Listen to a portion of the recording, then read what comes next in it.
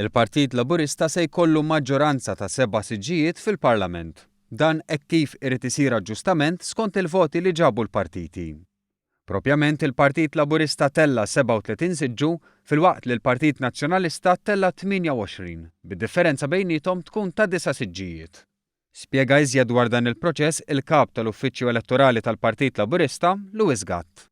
Jittieħed kemm il-Partit Laburista ġapunijiet f'din l-elezzjoni u tiġi diviża bin-numru ta' siġġijiet li jkunu ntrebħu.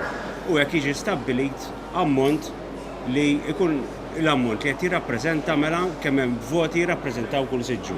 Jarġa' mbagħad jieħdu l-ammont ta' unijiet li ġabu l-Partit Nazzjonalista u jiġi diviż dik il-figura ta' kemm voti laburisti jkun qed jirrappreżentaw kull siġġu.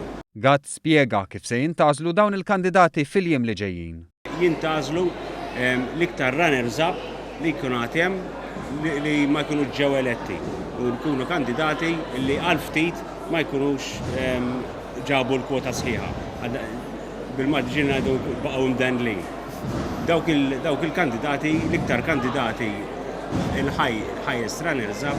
Hekk kif diversi kandidati ġew eletti minn żewġ distretti, matul il-jiem li ġejjin iridu jsiru wkoll elezzjonijiet każwali biex jiġu eletti kandidati oħra flok dawk li se jċedu s-siġġu tagħhom. Rid ġdid għall-elezzjoni każwali, irid tkun hemm 3 ijiem żgur biex jintefgħu n-nominazzjonijiet, ovvjament imbagħad isir l-elezzjoni by-election.